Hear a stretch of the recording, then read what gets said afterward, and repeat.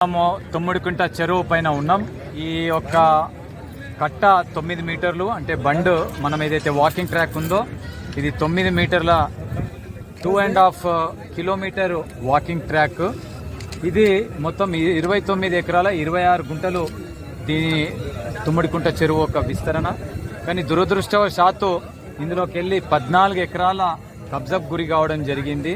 రేవంత్ అన్న గారి ప్రభుత్వం వచ్చిన తర్వాత 2024లో హైడ్రా ఏర్పాటు చేసిన తర్వాత ఈ యొక్క ఎన్క్రోచ్ అయినటువంటి ల్యాండ్ను మళ్ళా రీక్లెయిమ్ చేసి మళ్ళీ ఈ చెరువును పునరుద్ధరణ కార్యక్రమం చేపట్టడం జరిగింది. ఇన్స్టెంట్గా వర్క్ స్టార్ట్ చేసి అభివృద్ధికి పునరుద్ధరణ కార్యక్రమం చేపించినటువంటి ఘనత ఈ రేవంత్ అన్న ప్రభుత్వం. వర్షాకాలం వచ్చినప్పుడు ఈ శిల్పారామం ఎదురుగానే మొఖాల మందం నడుముల మందము మరి నీటి మునగడం, దాంట్లో ఇబ్బంది పడడం, తర్వాత అనేక అసౌకర్యాలు అయ్యేటి.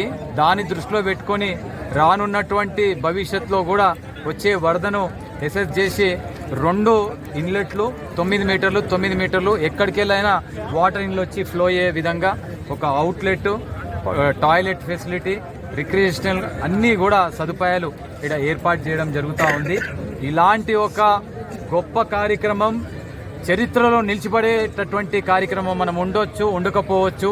కానీ అభివృద్ధి కూడా రకరకాల అభివృద్ధులు ఉంటాయి. రోడ్లు ఉంటాయి, డ్రైనేజ్ ఉంటుంది, వాటర్ ఉంటుంది. కానీ అది సమయానుసారం పీరియాడికల్గా జనాభా పెరుగుతున్న కొద్దీ రోడ్లు విస్తరణ చేయవలసి వస్తుంది, పగలగొట్టవలసి వస్తుంది. కానీ ఈ చెరువు ఏదైతే ఉన్నదో ఈ 29 ఎకరాలు 26 గుంటలు ఎప్పటి కూడా ఉండాలి. కాబట్టి ఇందులో భాగస్వామ్యం చేసే విధంగా ప్రజా భాగస్వామ్యం ఇందులో ఏర్పాటు చేసే క్రమంలో విద్యార్థులను, తర్వాత స్వచ్ఛంద సంస్థలను, గేటెడ్ కమ్యూనిటీస్ను, హైరైజ్ను, స్లమ్ము, వీకర్ సెక్షన్ను అందరినీ ఇక్కడ మమేకం చేసి ఈ చెరువు పట్ల అవగాహన కల్పించే క్రమంలో భాగంగా అందరినీ ఇక్కడ ఏకాకృతం చేయడం జరిగింది. చాలా సంతోషం. రేవంత్ రెడ్డి అన్న గారి చొరవ వల్ల ఈ అవకాశం మాకు దొరికింది.